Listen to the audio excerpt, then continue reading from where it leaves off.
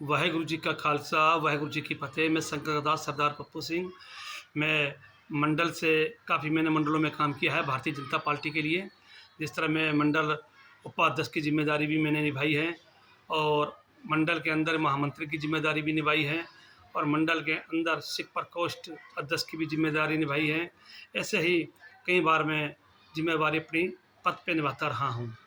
लेकिन मेरी यहाँ के मंडलों से एक शिकायत है कि जिस तरीके के हमारे गुरुद्वारों के गुरपुर वगैरह आते हैं, तो ना ही तो आपकी कोई बधाई आती है और ना ही आप किसी गुरुद्वारा में माथा टेकने के लिए आते हैं। हमारे 4 वार्ड हैं, जो अब कट के हमारे 3 वार्ड हो चुके हैं, लेकिन मैं चारों वार्ड की ही बात करूँगा, क्योंकि इन वार्डों के अंदर कभी भी ना ही तो हमारे बैनर निकाल करके हमें बधाई दी जाती है, छठ पूजा की बधाई दी जाती है, बहुत खुशी की बात है, देना भी चाहिए। ईद की बधाई दी जाती है, दिवाली की दी जाती है, होली की दी जाती है और देनी भी चाहिए। लेकिन ये बार-बार जिस तरह हमारा सिख लीगर समाज को, सिखों को भूल जाते हैं, तो इसके लिए काफ़ी सिखों के अंदर, सिख लीगर समाज के अंदर एक काफ़ी ही बहुत ही नरमसी और उनके अंदर काफ़ी गुस्सा भी बहुत ज़्यादा है। वो ये कहते हैं कि जिस तरह पप्पू सिंह जी आप बीजेपी के आगू हो और उसके बाद जिस तरह के आपको जिम्मेदारी प्रदेश के अंदर दी गई सिख प्रकोष्ठ की उपाध्यक्ष दिल्ली प्रदेश की, उसके बावजूद भी ये लोग ना ही तो आपसे संपर्क करते हैं और ना ही ये आपसे कभी मिलते हैं और ना ही ये हमारे गुरुद्वारा में आकर कभी माथा टेकते हैं और ना ही ये कभी आपको मान सम्मान देते हैं। जब आपको मान सम्मान नहीं देते, जो आप प्रदेश के उप सेल के सिख प्रकोष्ठ के सेल के उपाध्यक्ष हो, जब आपको हम मान सम्मान नहीं देते हैं तो समाज को क्या देंगे।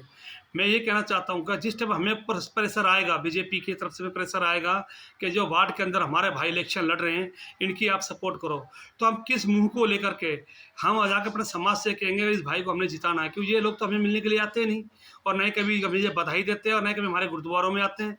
और इनके मंडलों के अंदर भी इन्होंने कभी किसी सिख बंदे को अब तक नहीं जोड़ा, जबकि सिख प्रकोष्ठ हमारा बन रखा है दिल्ली प्रदेश में, तो हर मंडल के अंदर सिख प्रकोष्ठ के अंदर हमारा बंदा होने चाहिए।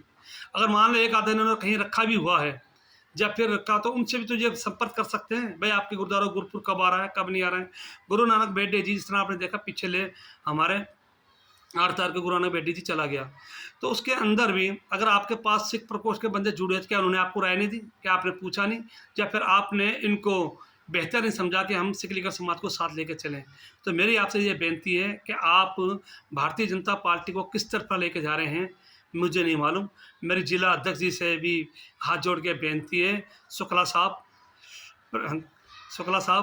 आप खास करके इन मंडलों के अंदर अपनी बात पहुंचाएं कि जिस तरह ये लापरवाही कर रहे हैं, कहीं ये लापरवाही इनको कोई नुकसान तो नहीं करेगी। हम जिसी लापरवाही की वजह से आज तक सुल्तानपुरी के अंदर कोई बीजेपी का एमएलए नहीं आया और ना ही कोई निगम पार्षद यहाँ पे कभी जीतता। एक बार हमारे फौजी साहब पीछे जीते हैं, ये उनको बधाई हो, लेकिन मैंने अपने जीवन के अंदर यहाँ निगम पार्षद बीजेपी का आते नहीं देखा। भाजन बहु समाज पार्टी का राहुल साईं जी खड़े हुए थे, वो जीते थे। एक भाजन बहु समाज पार्टी का जो पार्टी तीसरे नंबर पे आती है, उसका यहाँ निगम पार्षद बन जाता है, लेकिन बीजेपी का निगम पार्षद नहीं बन पाता और ना ही एमएलए बन पाता। यही एक वजह है कि हमारे जो मंडल के लोग हैं, ये किसी को साथ लेके नहीं चलते, ये हमेशा फ़र्कबाजी रखते हैं। और सिखों के साथ तो ज़्यादा खास करके हमारे साथ से लेकर के कि किसी ज़माने के अंदर हमारे सिख कोटा में टिकट आए थे अकाली दल की तरफ से, तो बीजेपी की टिकट सुल्तानपुर में दी गई थी 2007 में। तो ये जो लोग इस दिमाग में ये बात लगा कर बैठ के चलते हैं कि कहीं सिखों को हम अपने साथ जोड़ें, खास करके सिख लीगर समाज को हम अपने साथ जोड़ें, इनका गौर बहुत ज़्यादा है। जोड़ने के बाद कहीं ये राजनीति में हमसे आगे तो नहीं हो जाएंगे, कहीं ये ऊंचे पदाधिकारी तो नहीं बन जाएंगे, तो इनको अपना ये डर सताता है कहीं ये टिकटें तो नहीं मांगने लग जाएंगे। तो ये हमारी इतनी बड़ी भीड़ को ये नज़रअंदाज करके कहाँ भारतीय जनता पार्टी को ले जाना चाहते हैं मुझे नहीं मालूम।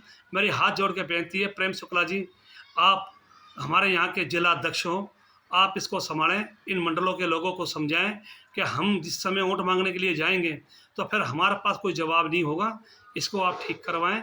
ये मेरे आपसे हाथ जोड़ के बेनती है, अपील है। वाहेगुरु जी का खालसा, वाहेगुरु जी की फ़तेह।